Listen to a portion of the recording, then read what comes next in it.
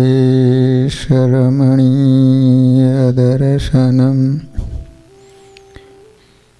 मन्दहासरुचिराननाम्बुजं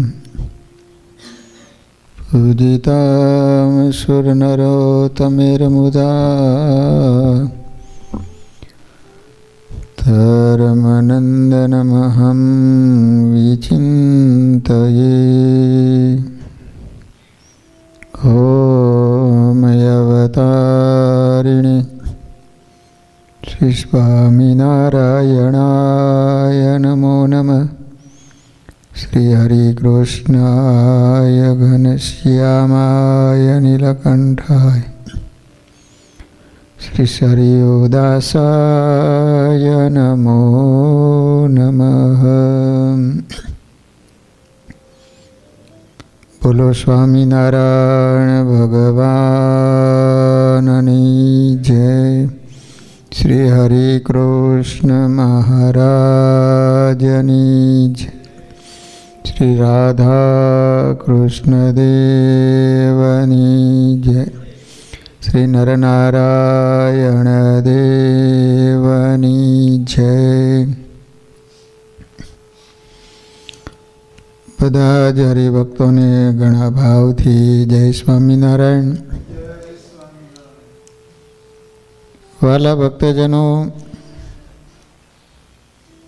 આજે આપણે વડતાલના જોબન પગીનું ચરિત્ર સાંભળવાનું છે. સદગુરુ મુક્તાનંદ સ્વામી કહે છે કે હરિભજતા સૌ મોટપ પામે, જન્મ મરણ દુઃખ જાય રે, પારસ સ્પર્શી લોહ કંચન થઈ, મોંઘે મૂલે વેચાય રે. લોક જીભે પારસમણી અને ચિંતામણીની વાતો અવારનવાર સાંભળવા મળે છે, પરંતુ એ કોઈએ જોઈ હોય એવી વાત આજ સુધી સાંભળી નથી.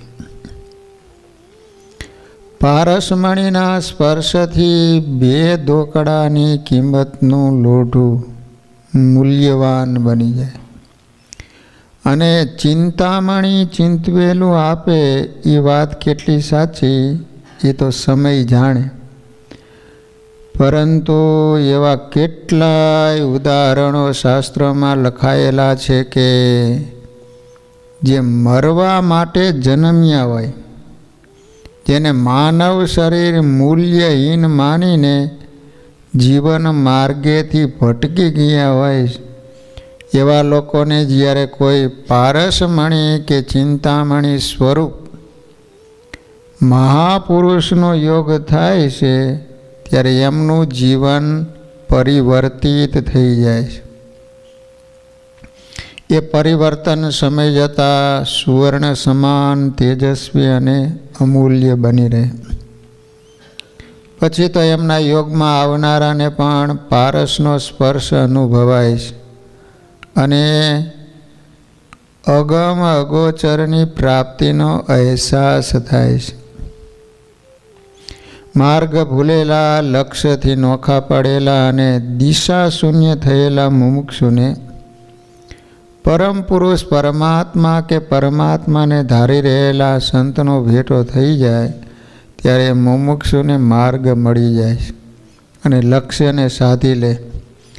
સંતનો સ્પર્શ એમના માટે પારસ સ્પર્શ સાબિત થાય છે. જ્ઞાન, કર્મ અને ધર્મ વામન જેવો જીવ વિરાટ બની જાય. એ પછી ભગવાન બુદ્ધને મળેલ અંગુલીમાલ હોય, કે નારદજીને મળેલ વાલિયો લૂંટારો હોય.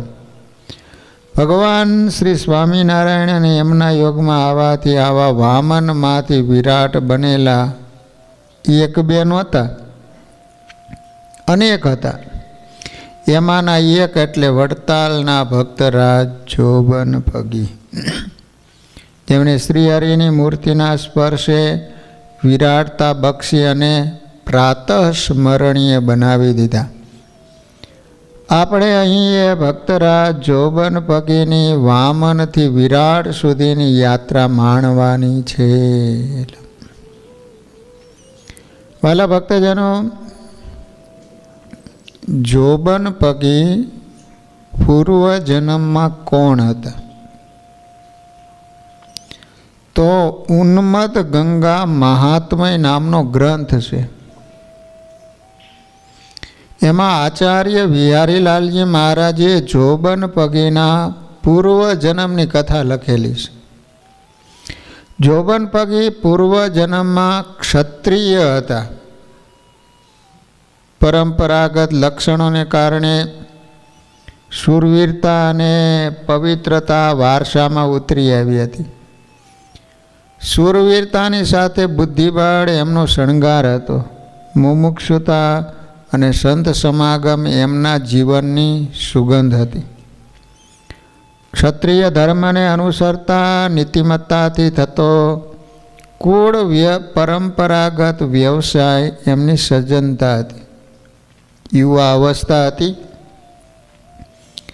અવસ્થાના ગુણને કારણે વધારે ધન કમાવાના અને દેશાટન કરવાના વિચારો એમને ઘુમરીએ ચડાવતા. પૂર્વજન્મમાં પોતે ક્ષત્રિય હતો.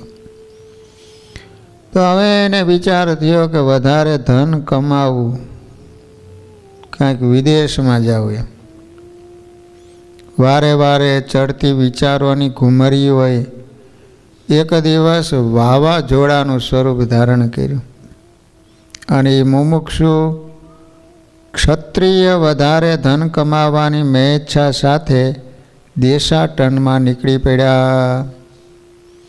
સમય જતાં સંજોગ અને સંગે કરીને એમના જીવને કરવટ બદલી. હવે એનું જીવન પરિવર્તન થયું. કુસંગનો યોગ થયો. સજ્જન હતો આ માણસ. મુમુક્ષુતા હૃદયના ખૂણામાં ધકેલાઈ ગઈ અને દુર્ગુણોનું સામ્રાજ્ય છવાઈ ગયું.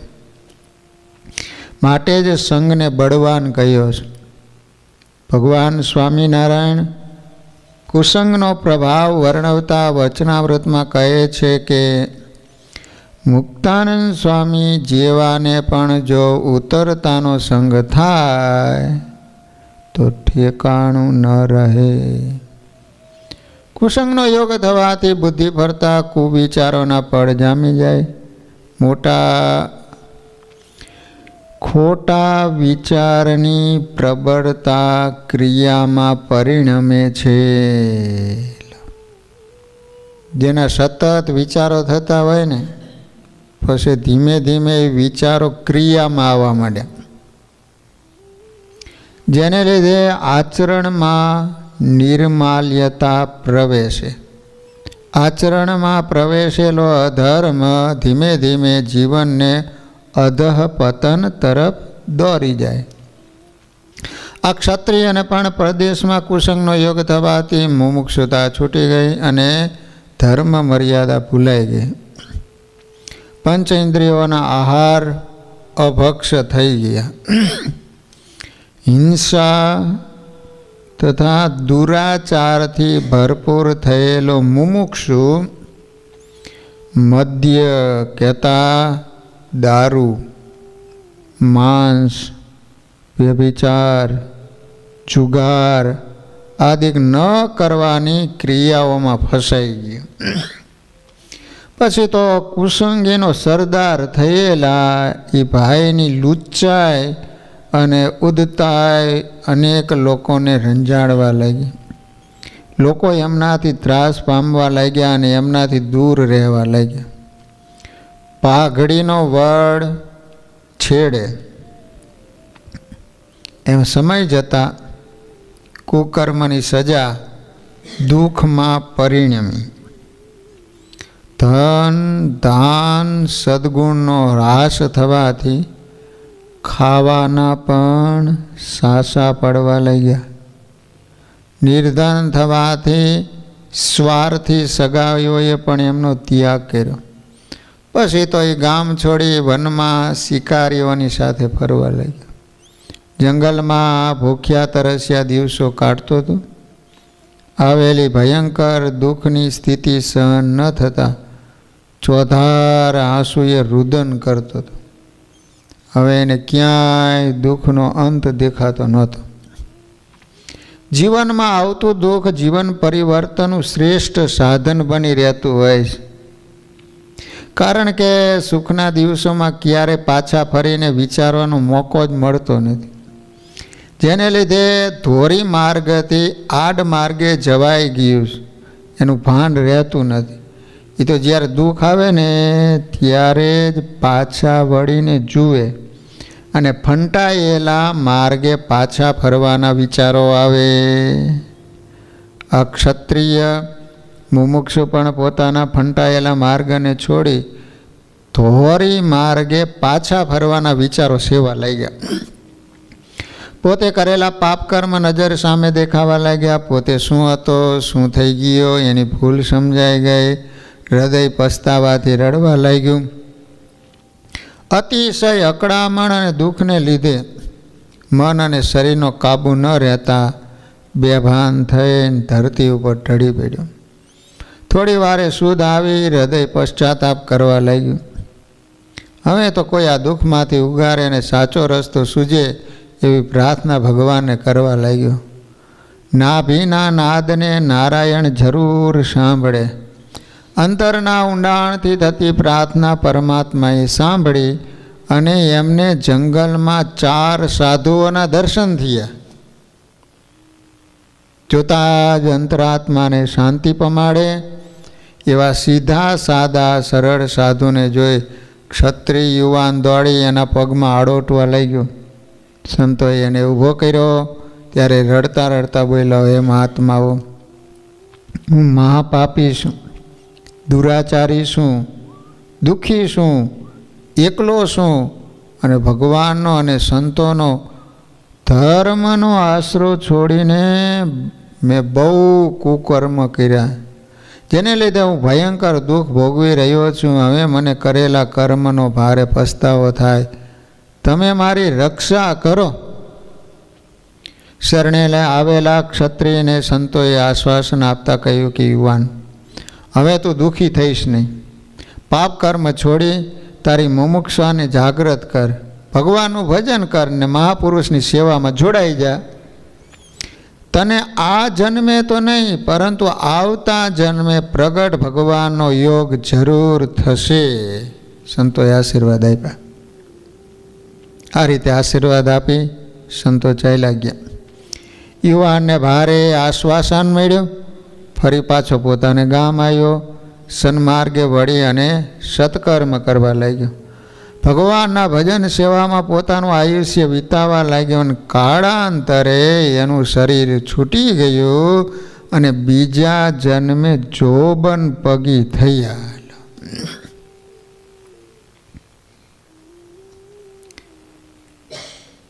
પાટણના મહારાજા મૂળરાજ સોલંકી ખૂબ શૂરવીર અને પ્રજાપાલક હતા. તે સિદ્ધપુર મહાદેવના પરમ ભગત હતા. સિદ્ધરાજ સોલંકી સિદ્ધપુરમાં એમણે મૂલેશ્વર મહાદેવનું મોટું મંદિર બંધાવ્યું હતું. શાસ્ત્રો, સંતો અને તીર્થો પ્રત્યે એમને ભારે આદર હતો. તેમણે એમની ધાર્મિક વૃત્તિ, પ્રવૃત્તિ અને પ્રજાવત્સલતાને કારણે એ ગાદીએ બેઠાના થોડા સમયમાં લોક હૃદયમાં સ્થાન પ્રાપ્ત કરી લીધું. મૂળરાજ સોલંકી ચાહમાન કુળની પુત્રી માધવી સાથે લગ્ન ગ્રંથિથી જોડાઈ. સમય જતાં એમને ત્યાં એક પુત્ર રત્નનું અવતરણ થયું, જેનું નામ ચામુંડ સોલંકી રાખવામાં આવ્યું. એ સમયે ભુજ ઉપર રા લાખાણીનું રાજ્ય હતું. રા લાખાણીએ પોતાની પુત્રી મૂળ રાજ સોલંકીના પિતા રાજ સોલંકી સાથે પરણાવી હતી. એમના થકી એમને રાકાયત નામનો પુત્ર થયો અને સમય જતાં આંતરિક કલહને કારણે પુત્ર કારાયતને લઈ રાજ સોલંકીની પત્ની પિયર જતી રહી. રાજ સોલંકી એમને સમજાવવા કચ્છ ગયા, પરંતુ ક્રોધના આવેશને કારણે રા લાખાણીએ પોતાના જમાઈ રાજ સોલંકીની હત્યા કરી નાખી. હવે આ બાજુ રાજ સોલંકીનો બીજો પુત્ર મૂળ રાજ સોલંકી પાટણની ગાદી આવ્યો. એમને પોતાના પિતાની હત્યાનો બદલો લેવા રાજસ્થાની રાજપૂતોનો સાથ લઈ અને કચ્છ ઉપર આક્રમણ કર્યું. યુદ્ધમાં રાજ સોલંકીનો વિજય થયો અને કચ્છ દેશને પોતાના કબજે કર્યો. આ યુદ્ધમાં મૂળ રાજે પોતાના સાવકા ભાઈ રાકાયતને જીવતો છોડી દીધો, પરંતુ આબુના રાજપૂત પરમાર અમીરસિંહની સાથે યુદ્ધ થતાં તેના હાથે રાકાયતનો વધ થયો. રાકાયતની વિધવા પત્ની એના પુત્રને જંગલમાં આવેલ વાઘેશ્વરી માતાના ડેરામાં મૂકીને સતી થઈ. સતીત્વના પ્રતાપે સાક્ષાત વાઘેશ્વરી દેવીએ વાઘણનું રૂપ લઈ રાકાયતના પુત્રને ધવરાયો અને એનું પાલન પોષણ કર્યું. એકવાર મૂળરાજ સોલંકી જંગલમાં ફરવા નીકળ્યો. એવામાં એમની નજર વાઘણ સાથે રમતા એક નાના છોકરા ઉપર પડી. એ દ્રશ્ય જોઈ મૂળરાજ વિચારવા લાગ્યો, વાઘણ સાથે રમતો આવો નાનો બાળક ચોક્કસ કોઈ ઉત્તમ ક્ષત્રિયનું બીજ હોવું જોઈએ. પછી બાળકને પોતાના રાજ્યમાં લઈ આવ્યા અને પાલન પોષણ કરી મોટો કર્યો. વાઘેશ્વરી માતાને ધાવીને મોટો થયો હોવાથી એમનું નામ વ્યાઘ્રદેવ રાખ્યું. અને એ જ વ્યાઘ્રદેવને જે વંશજો થયા એ વાઘેલા તરીકે ઓળખાવા લાગ્યા. લો, વાઘેલા. હવે વ્યાઘ્રદેવ શૂરવીર, પ્રજાપ્રેમી અને નીતિમાન હતા. તો વિક્રમ સંવંત 1090ની સાલ, અત્યારે 2080ની સાલ છે. એ દાયકામાં એમણે પોતાના બાહુબળે 700 ગામનું રાજ્ય સ્થાપ્યું હતું. અને એ રાજ્ય વાઘેલા ખંડ તરીકે ઓળખાતું હતું. અને આ વાઘેલા પરિવારમાં અનેક એકાંતિક ભક્તો થયા, જેમાં ભાડેરના આખાજીના પુત્રો વાઘજીભાઈ અને પાતાળભાઈ. ભગવાન સ્વામિનારાયણના મહાન ભગત થયા. એમાં પાતાળભાઈ એ જ સત્સંગી જીવનના શ્રોતા પ્રતાપસિંહ રાજા મૂળા સોલંકી, અને પછી વાઘેલા થયા. બંધિયાના મૂળુભાઈ દરબાર આ જ વંશના હતા. અડાલજના વાઘેલા વીરસિંહના પત્ની રૂડબાઈ થયા, જેને અડાલજની પ્રખ્યાત વાવનું નિર્માણ કરેલું. રૂડબાઈનો બીજો જન્મ ધર્મજ ગામમાં થયો, જેમને આપણે કુશળ કુંવરબા તરીકે સંપ્રદાયમાં ઓળખીએ છીએ. એમના લગ્ન સૂર્યવંશી વાઘેલા સોમદેવ સાથે થયા હતા. એ પણ વાઘેલા હતા. આ વ્યાઘ્રદેવના વંશમાં એક મેલાજી વાઘેલા થયેલા, અને એને વિક્રમ સંવંત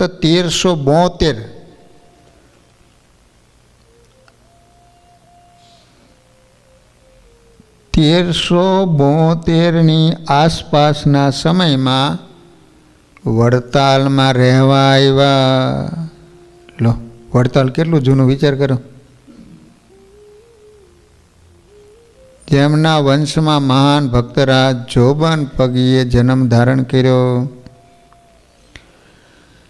તો હવે પ્રશ્ન એ થાય કે આ તો વાઘેલા હતા, તો પછી પગી કઈ રીતે થયા?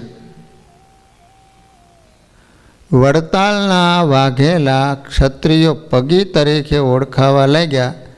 એના કારણ પાછળ ઇતિહાસનો એક અદ્ભુત પ્રસંગ જાણવા જેવો છે. મૂળ સોલંકી, પછી વાઘેલા, અને પછી પગી બન્યા. લગભગ 16મી સદીના મધ્ય ભાગનો સમય હતો. 16મી સદી. અમદાવાદ ઉપર મહંમદ બેગડાનું રાજ્ય હતું 16મી સદીમાં. 16 ને 400 વર્ષ થયા, 450 વર્ષ થયા. તો મહંમદ બેગડો ભારે પરાક્રમી હતો. કહેવાય છે કે તે ફક્ત 13 વર્ષની ઉંમરે ગાદીએ બેઠો હતો. એનો ખોરાક પણ ભારે જબરો હતો. એ રોજ 500 ગ્રામ અફીણનો કેફ કરતો. 500 ગ્રામ અફીણ. આપણે એમ નખ ભાર ખાવ ને તો જાડા બંધ થઈ જાય. અને 20 કિલો જેટલું અનાજ ભોજનમાં લેતો. 20 કિલો. એમનું શરીર વજ્ર જેવડું બળવાન હતું. યુદ્ધ મેદાનમાં એ ઘોડા સાથે અસવારને ઊંચકીને ચાલ્યો જતો, ઘોડા સહિત. ઔરંગઝેબની જેમ ધર્મ જનૂની અને ક્રૂર સ્વભાવનો હતો મહંમદ બેગડો. મહંમદે જૂનાગઢ તથા પાવાગઢ એ 2 ગઢ જીત્યા. તેથી એ બેગડો કહેવાયો. 2 ગઢ જીત્યા ને એટલે બેગડો. દ્વારકાધીશના પ્રસિદ્ધ મંદિર ઉપર પણ ચડાઈ કરી મંદિરને લૂંટ્યું હતું. તેણે મોજ શોખ માટે મહેમદાવાદ નગર વસાવ્યું. બેગડાને હાથી પાડવાનો ખૂબ શોખ હતો. મહેમદાવાદના હાથીખાનામાં 360 હાથીઓ રાખતો. 360. એ હાથીઓમાંથી એક સફેદ હાથી હતો. એ મહંમદ બેગડાને અતિ પ્રિય હાથી હતો. મહંમદ બેગડાએ ચાંપાનેર, અત્યારના પાવાગઢ ઉપર આક્રમણ કરી રાજા જયસિંહ ચૌહાણનો પરાજય કર્યો અને ચાંપાનેરને જીતી લીધું. સમય જતાં જયસિંહના પુત્ર પ્રતાપસિંહે બેગડા પાસેથી પાછું મેળવ્યું. પ્રતાપસિંહના રાજગુરુ ભારે પ્રતાપી હતા. એક સમયે તેઓ રાજસ્થાનથી પાવાગઢ આવતા હતા. રસ્તામાં પાવાગઢથી 5 ગાંવ દૂર એને પડાવ કર્યો અને રાજાને સમાચાર મોકલ્યા. ગુરુના સ્વાગત માટે રાજાએ 500 ઘોડેસવારથી સામયું લઈને મોકલ્યા, પણ રાજા ગુરુના સ્વાગતમાં ન ગયા. રાજાને પોતાના સ્વાગત કરવા ન આવેલા જોઈ રાજગુરુ બ્રહ્મદેવને લાગી આવ્યું. તેથી એને શ્રાપ આપ્યો કે જેની કૃપાથી તું રાજ્ય પામ્યો છે તેની સામે આવતા તને શરમ થઈ, માટે જા, તારા રાજનું પતન થશે. ગુરુએ શ્રાપ આપ્યો.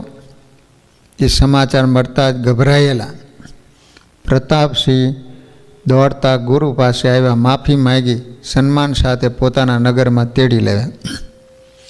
તે સમયે ભાદરવા મહિનામાં શ્રાદ્ધના દિવસો ચાલતા હતા. એક દિવસ પ્રતાપસિંહ કટાક્ષમાં પોતાના ગુરુને કહે,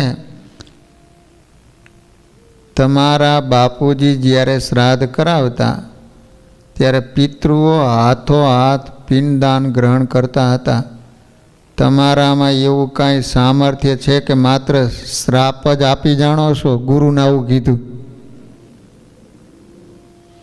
ભૂદેવ રાજાનો કટાક્ષ સમજી ગયા અને કહે, હું કહું એ સામાન લાવી આપો. હલો, તો તમારા સૌના દેખતા શ્રાદ્ધના અંતે હું પણ પિતૃઓને પ્રગટ કરું અને હાથોહાથ પિંડદાન કરાવું. રાજાએ હા પાડી. તેથી રાજગુરુએ તમામ સામગ્રી લખાવી દીધી. એમાં એક સફેદ હાથીની પણ માગણી કરી. રાજા પ્રતાપસિંહે અન્ય વસ્તુ તો લાવી આપી, પરંતુ સફેદ હાથી ક્યાંથી કાઢવો? ત્યાં સમાચાર મળ્યા કે મહેમદાવાદમાં મહંત બેગડાના હાથીખાનામાં એક થોડો હાથી છે.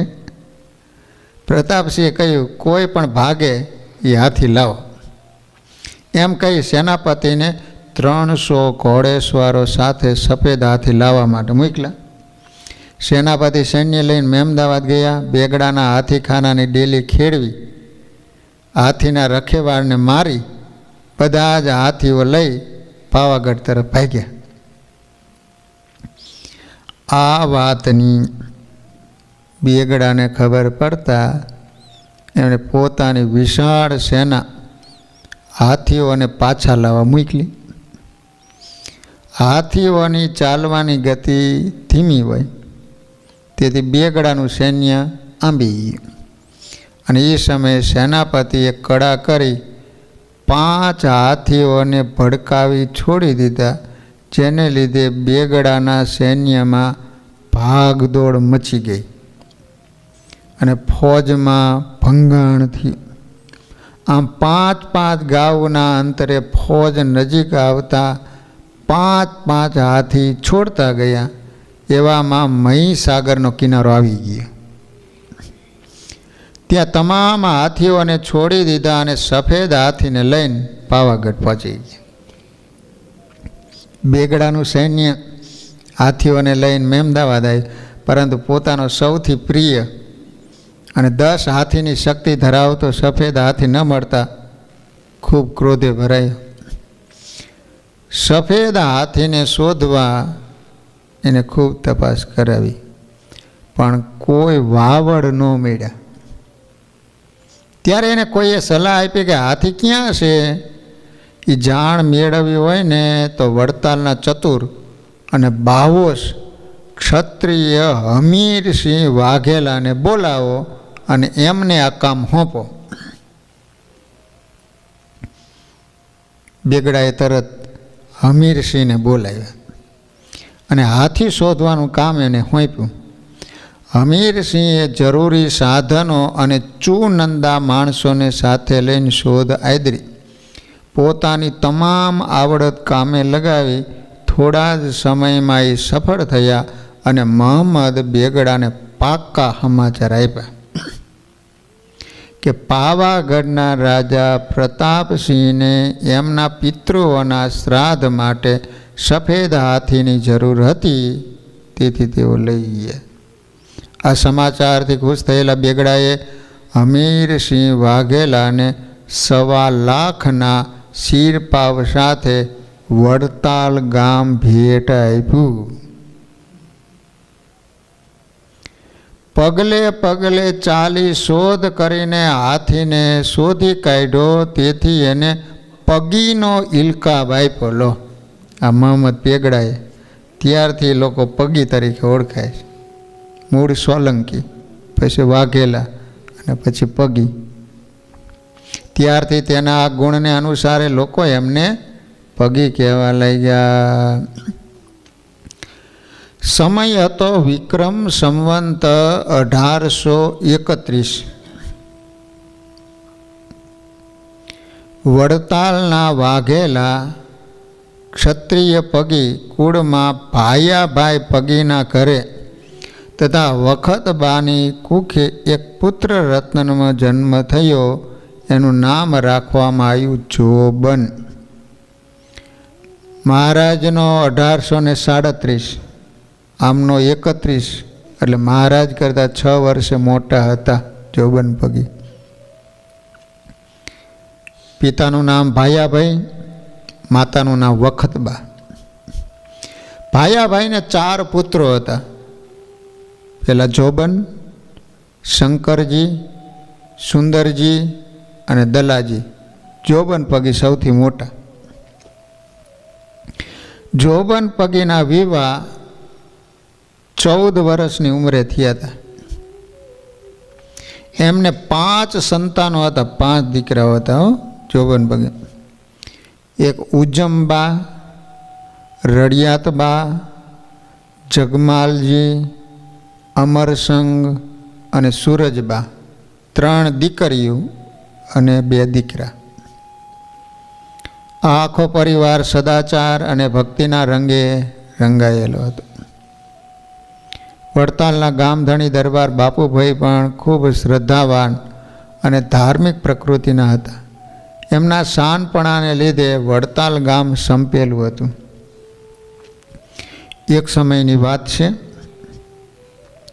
વડતાલ ગામમાં એક વૈરાગીઓનું ધાડું આવ્યું, ધાડું. અને એ ધાડામાં મહંતજીની સાથે એના 50-60 શિષ્યોનો સમાવેશ થયો હતો. આ લોકો વેશે સાધુ દેખાતા હતા, ત્યાગી વૈરાગી કહેવાતા, પરંતુ એમનામાં એકેય સાધુનો ગુણ દેખાતો નહોતો. શરીરે અડધીંગા જેવા, ખાધે પીધે સુખી અને ઝઘડવામાં પ્રવીણ હતા. એમનામાં આડોળાઈ ભારો ભાર ભરી હતી. એ સમય એવો હતો કે ગુણ કરતાં વેશ વધારે પૂજાતો. ગામડાના બિચારા અભણ અને અંધશ્રદ્ધાથી ભરેલા મુમુક્ષુઓ સાધુના વેશરૂપી સાણસામાં ઝડપથી પકડાઈ જતા. ધાક ધમકી, મંત્ર તંત્રના ચમત્કારો અને હાથમાં રહેલા હથિયારોથી પ્રજાને પરાયણે વશમાં મજબૂત કરાતા. પછી તો કેટલાક બીકના માર્યા, કેટલાક શ્રદ્ધાથી ભરેલા લોકો સાધુઓને જોઈ કોઈ વિચત સુદ્ધા કર્યા વિના પોતાનું સર્વસ્વનું સમર્પણ કરવા તત્પર રહેતા.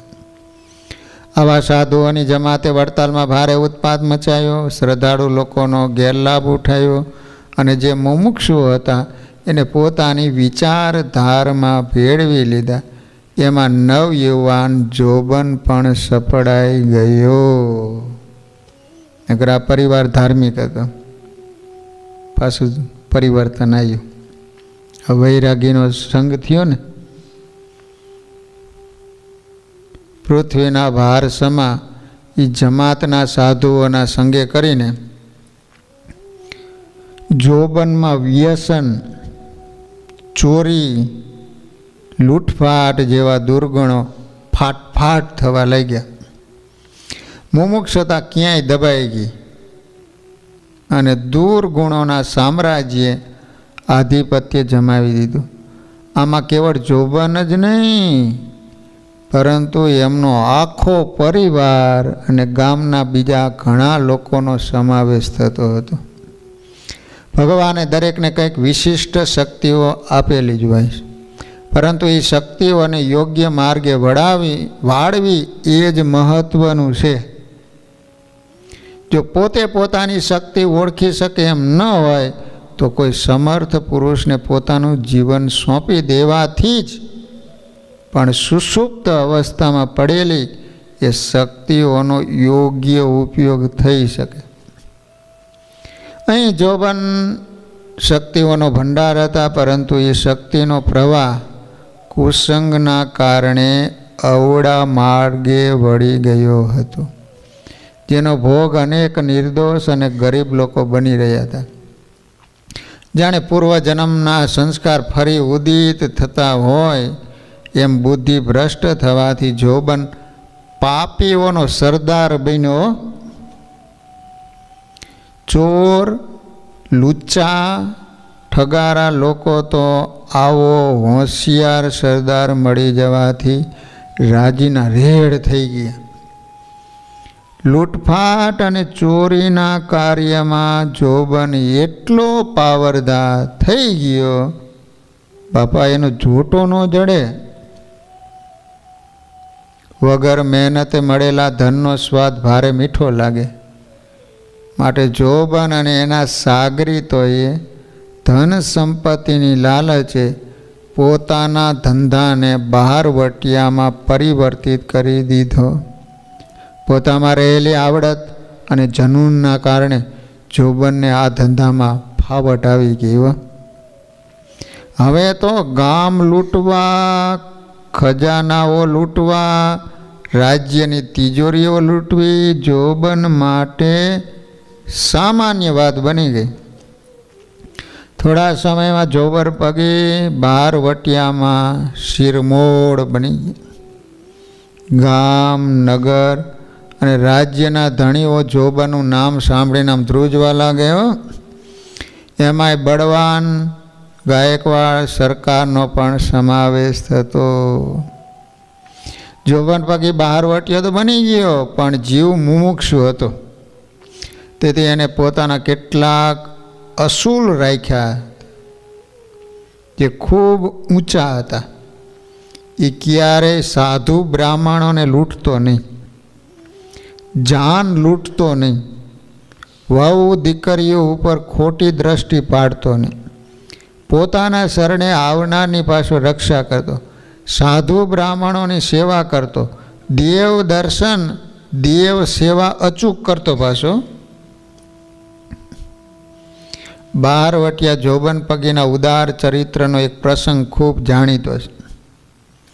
ગૌ, બ્રાહ્મણ અને નારી સંરક્ષક જોબન પગી એક દિવસ પોતાના સાથીદારો સાથે ખંભાતથી વડતાલ તરફ કૂચ કરી રહ્યા છે.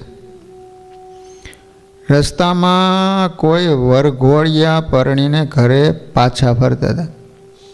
હવે જાનમાં ઘણા માણસો હતા. એમને કોઈએ સમાચાર આપ્યા કે પાછળથી જોબન પગીને એના સાગરીતો જાન લૂંટવા આવી રહ્યા છે. જાન હતી એટલે દરેક જાનૈયા ઘરેણાથી લદાયેલા હતા. એમને જ્યારે આ સમાચાર સાંભળ્યા ને એટલે બધાને હોશ ઉડી ગયો. હાફડા ફાફડા થયેલા જાનૈયા સામે દેખાતા ઉંદેલ ગામે પહોંચવા પોતાના ગાડાઓને દોડાવવા લાગ્યા. એના મનમાં એમ હતું કે જો ગાડા ઝડપથી દોડાવીએ તો ગામ ભેગા થઈ જવાય અને બચી જવાય. એક ગાડામાં વૃદ્ધ જાનૈયા જીવણદાસ પટેલ બેઠા હતા. ગાડાની ઝડપ અને રસ્તામાં રહેલા ખાડાને લીધે ગાડા ભારે ઉછળતા હતા. એમાં જીવણદાસ ક્યારે પડી ગયા કોઈને ખબર રહી નહીં. એને જોયા, એને બીકના માર્યા ગાડું ઊભું રાખ્યું નહીં. એ દરમિયાન જોબન પગી પોતાના સાગરીતો સાથે ત્યાં આવી પહોંચ્યો. એની નજર રસ્તામાં પડેલા વૃદ્ધ ઉપર પડી. જોબન પગી એમની નજીક આવ્યા. સાક્ષાત કાળને જોઈને પંખીડું ધ્રુજે એમ પહેલો બિચારો ધ્રુજી રહ્યો હતો. જોબન પગીએ સાંત્વના આપી, બનેલી ઘટનાની જાણકારી મેળવી. પોતાની ધાકને લીધે, બનેલા પ્રસંગને લીધે જીવણદાસની થયેલી કફોડી હાલત ઉપર જોબન પગીને દયા આવી. માનવ ધર્મને માનનાર જોબન પગીએ તરત જ જીવણદાસને પોતાના ઊંટ ઉપર બેસાડીને ગામમાં લઈ આવ્યા. જોબન પગીની ધાડ આવતા ગામના લોકો ડરના માર્યા હંતાઈ ગઈ. આખું ગામ ફફડવા લાગ્યો. બધા ઘરના દરવાજા બંધ કરીને ખૂણામાં લપાઈ. એ જોઈને જોબન પગીએ ગામના ચોરે આવી મોટા અવાજે કહ્યું, હું અહીં લૂંટવા નથી આવ્યો. તમારા સગા જીવણદાસ પટેલને રસ્તામાં પડી ગયા હતા, એને પહોંચાડવા આવ્યો છું.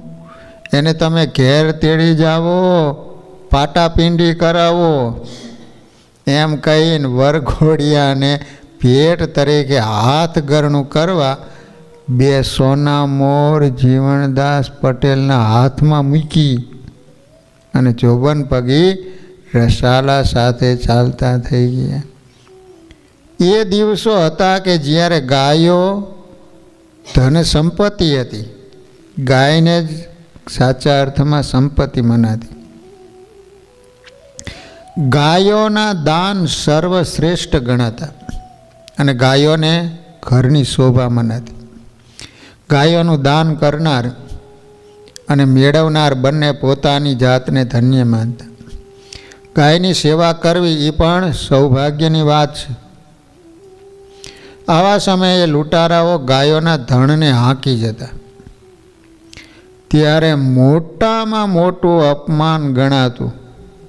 જ્યાં સુધી લૂંટાયેલી ગાયો પાછી ન મળે ત્યાં સુધી ગાયોના માલિકને જીવવું દુષ્કર લાગતું.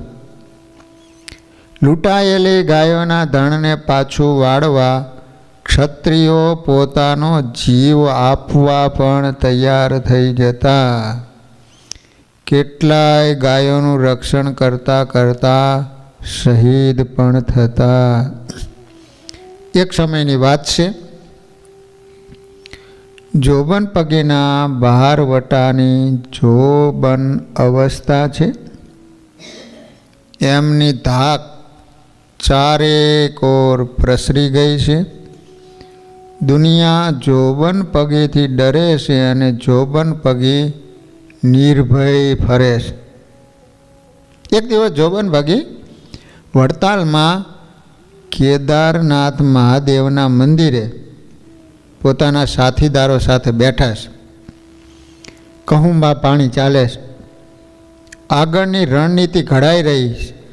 એવામાં ત્યાં હીરો ભરવાડ હાંફતો આવ્યો ને બોલ્યો, જોબન બાપા ગજબ થઈ ગયો.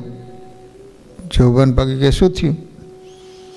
હીરો ભરવાડ કે બાપા, આપણા ગામના ધણની 200 ગાયોને યાકૂબ ખાન પઠાણ અને અલારખા મલેક ઘોડાઓની ઘુમરમાં લઈ ઉમરેઠ તરફ હાંકી ગયા છે.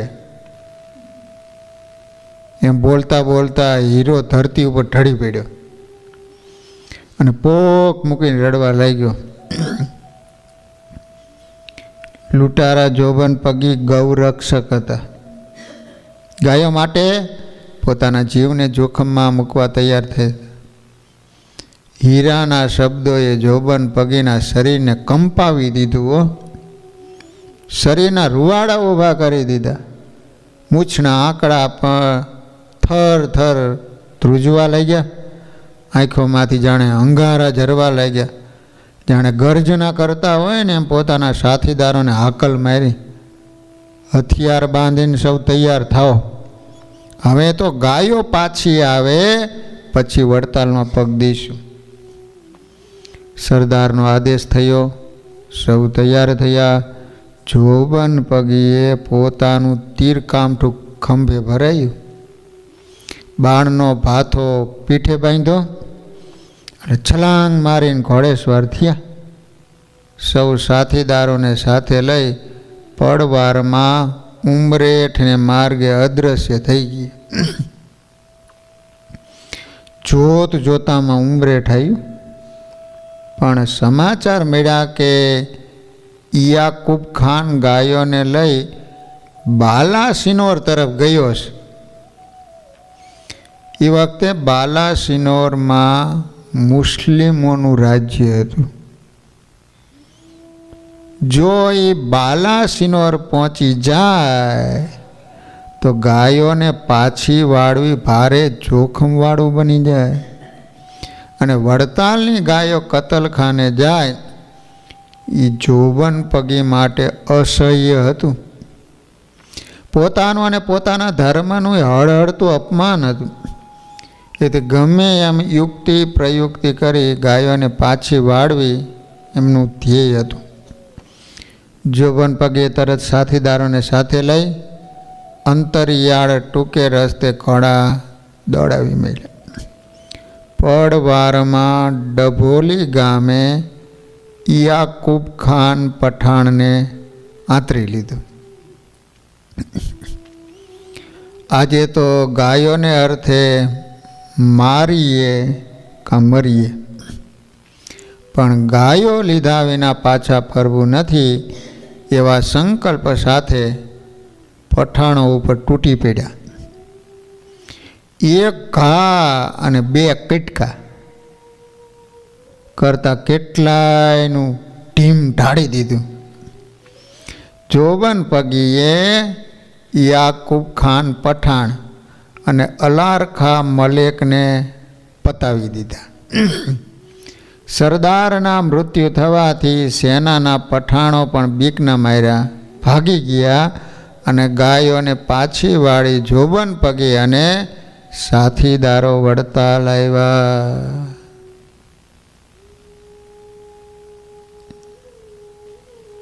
બુદ્ધિ, બળ અને કળ જ્યાં ભેગા થાય ત્યાં ક્રાંતિ સર્જાય. કેવળ બુદ્ધિ, કેવળ બળ કે કેવળ કળના સહારે સંહાર થાય, સર્જન ન થાય.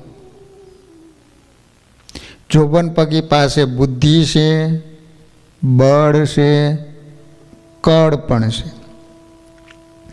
સંગ પ્રભાવને કારણે એમની ક્રિયા દૂષિત થઈ ગઈ છે, પરંતુ અંતઃકરણમાં ઊંડે ઊંડે મુમુક્ષુતા હજુ જીવે છે.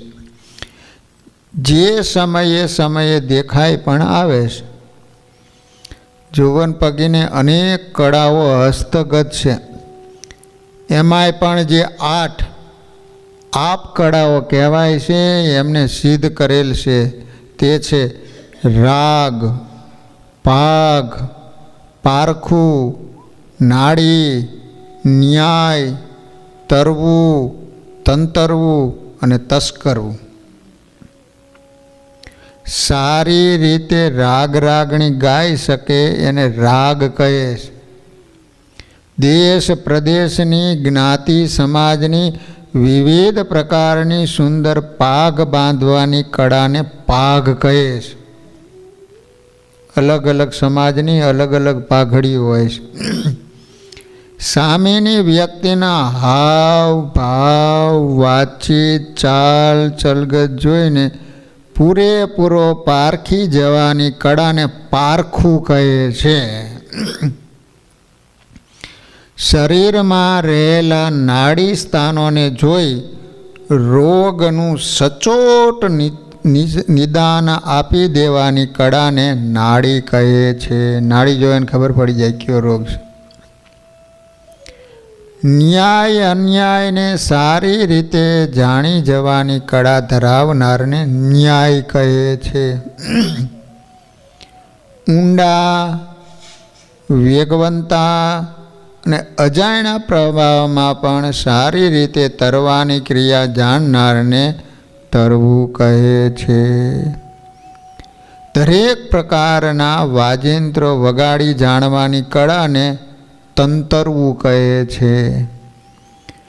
ચોર્ય કળામાં પ્રવીણ કહેતા હોશિયાર હોય એને તસ્કરવું કહેવાય છે. લો જોબનપગે આટલો પાવરધા હતો, બધા પ્રકારના વાજિંત્રો આવડતા.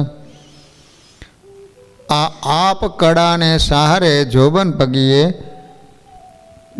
પોતાના બહાર વટાને ચારે તરફ ફેલાવી દીધું હતું.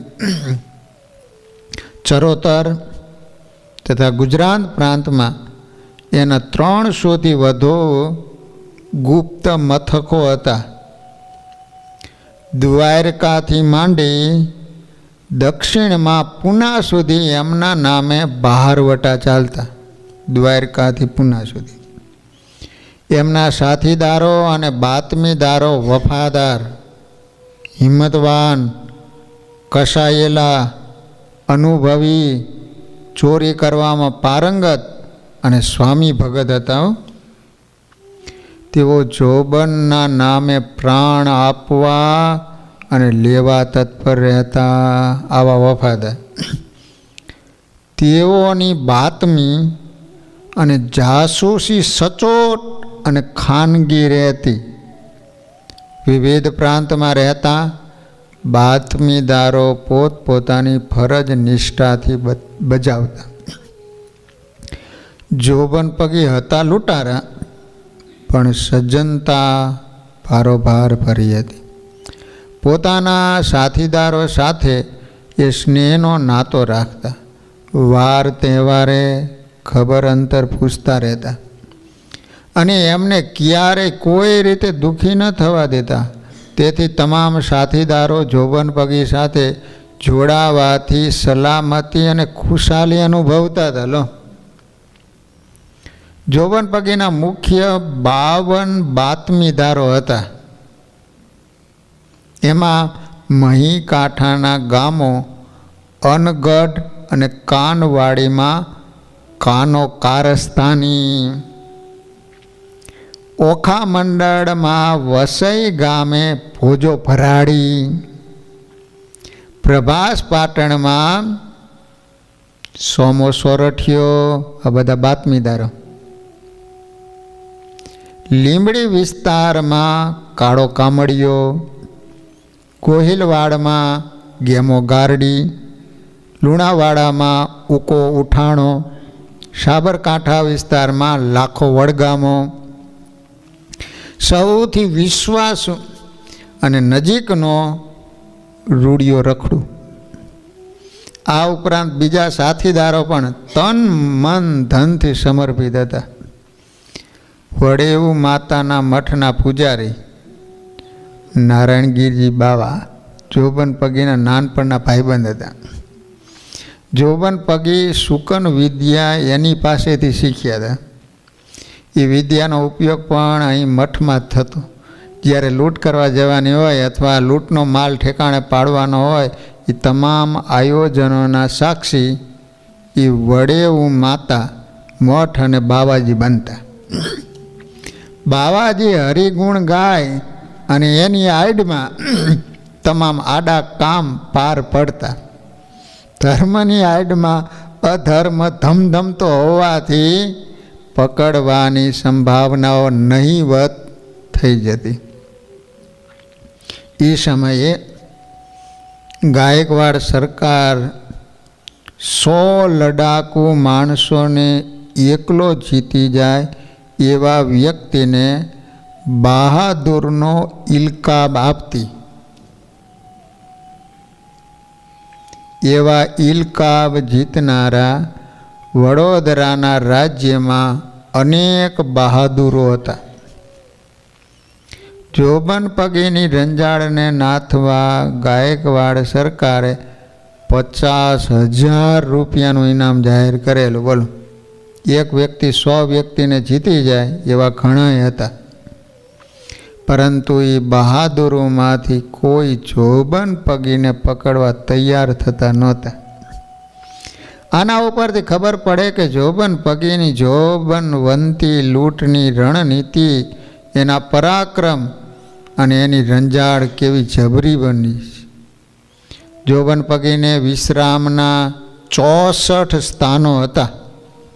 વિશ્રામ માટેના એ સ્થાનો 64 જોગણીના નામથી ઓળખાતા.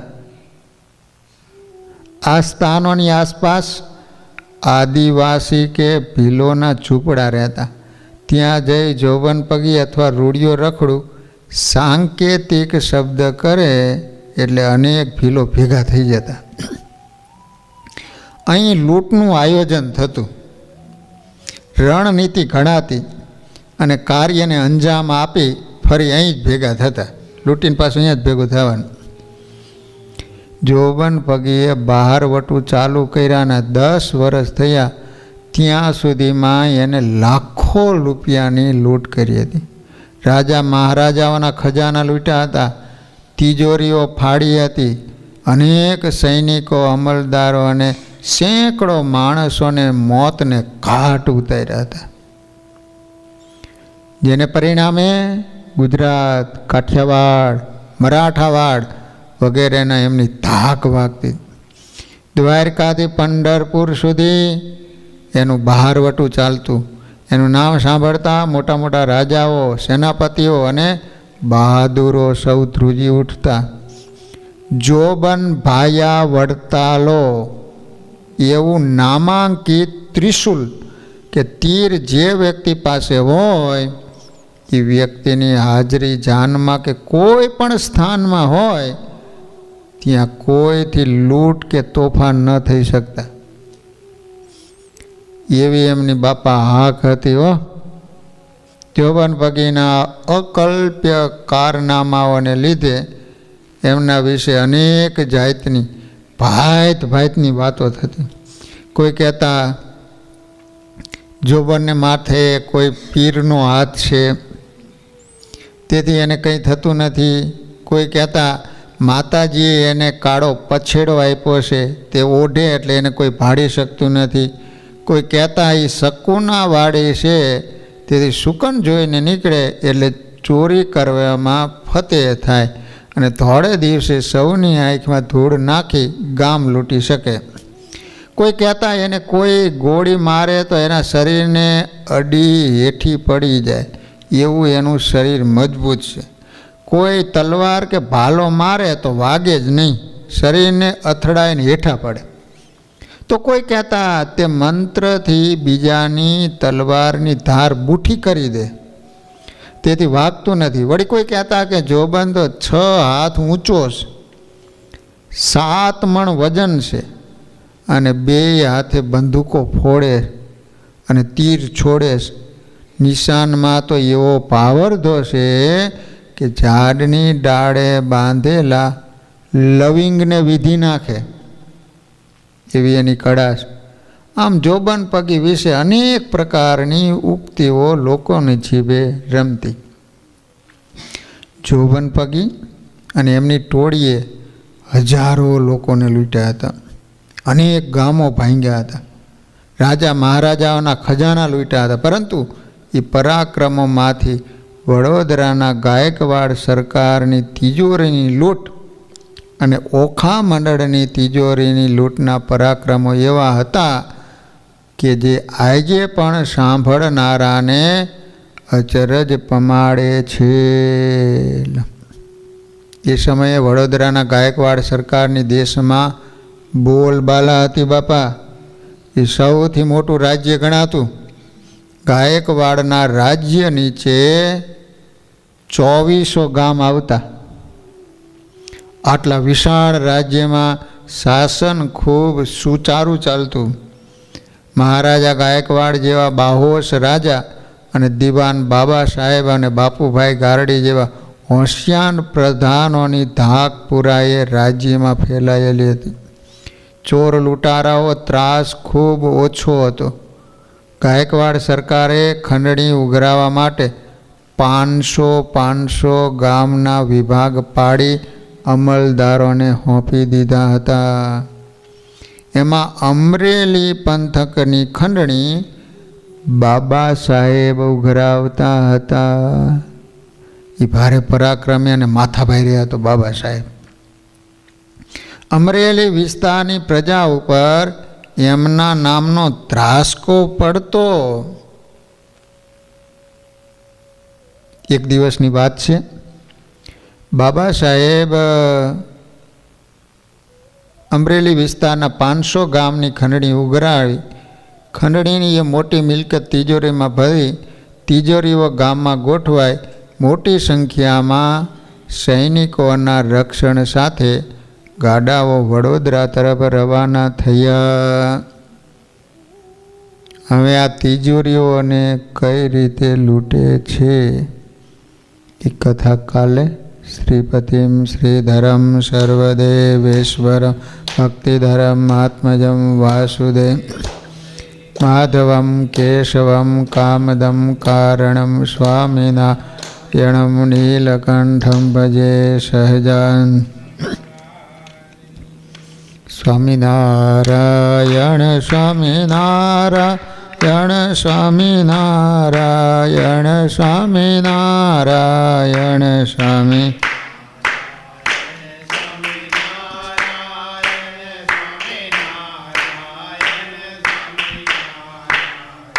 સ્વામિનારાયણ સ્વામિનારાયણ સ્વામિનારાયણ સ્વામિનારાયણ.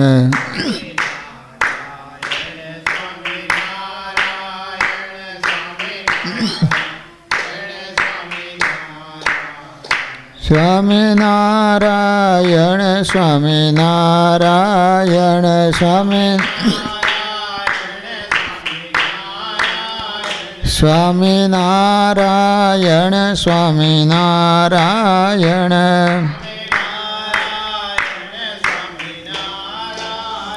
સ્વામિનારાયણ સ્વામિનારાયણ સ્વામિનારાયણ. સ્વામિનારાયણ સ્વામિનારાયણ સ્વામી. સહજાન મહારાજની જય. શ્રી હરિકૃષ્ણ મહારાજની. શ્રી રાધા કૃષ્ણ દેવની, શ્રી નરનારાયણ દેવની, શ્રી